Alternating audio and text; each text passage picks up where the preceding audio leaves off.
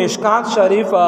د حدیث یو کتاب دا چې دا عالمون صاحبون چې کلا وړه دوراوي دا کتاب توی بر علیہ الصلوۃ والسلام فرمای چې چا ایوار ژاونی ولا نپلی ایوار ژاونی ولا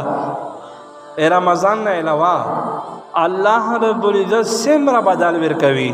نبی علیہ الصلوۃ والسلام فرمای چې دامره به د انسان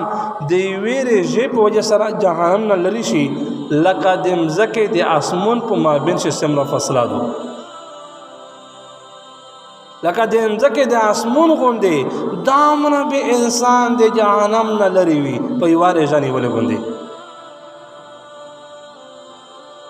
بیا د مو عزتمن علماء کرام دې حدیث په روشنايي شي دې اندازه لګولې دو چې د مزکه اسمون ما بین شي سمره مزال دا نو یې اندازه لګولې دو چې د دنیا پر سبب باندې 500 سال مزال دا 1500 کله مزال دا لکه دامره به د انسان د ویری جپ وجه سره د انسان د جهنم نه لري وي بلکہ بل حدیث شریف سے نبی علیہ الصلوۃ والسلام فرمائی کہ چاند اپلی رجا ونی ولا چې دغه انسان به د جهنم نه دم لري وي لکه یو کوړه کې بچای دا په منزله شدا په دیګونه شدا اغه زینا و زری وشي او دا د کوړه کې بچای پاو باندې شي او داغه مزال کو ټول عمر مزال وکړو چې سمره عمر مزال وکړلو په ویری چې په سر به د انسان د جهنم نه لري وي دمر مزال لکه سمره د کوړه کې کړای وي او حیات الحیوان یو کتاب دا اسلامی کتاب شي چې دا زناور او د مخلوقات هغه تحقیق کړی دا دې زناور متعلق عمرینه په شو وشالې دي د فائدې وشالې دي او دا الله پاک نعمتونه ذکر کړی دي نو ایک کتاب ته حیات الحیوان وی حیات الحیوان کتاب شي عالم نکی چې پټول مرغی شي پټول زناور شي ډیر عمر چې الله ور کړی دا کوړه کې ته الله ور کړی دا چې کوړه کې سمره عمر دا هغه کوړه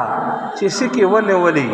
سکی زخمی نکو سکی خوش نکو پته شي باندې ونه لګي و چې کوړه زر کول عمر ذکر شوی دا نو دا کوړه کې بچای دا چې کله وشي او دا اغنا بعد پرواز کو مزال کو زر کول مزال وکو د انسان به دم نه د جهنم نه لري وي په ویره چې پوجا سره میش خو بیاي چې رمضان رجیدي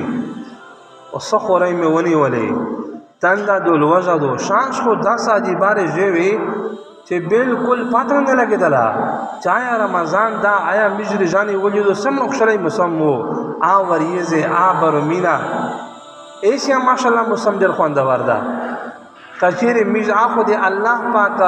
طرف نه فرض عبادتو اخو په مشت باندې کزنه مې غوړي کنه مې غوړي هوا کې او چې وینه کې انکار وکي کافر کېږي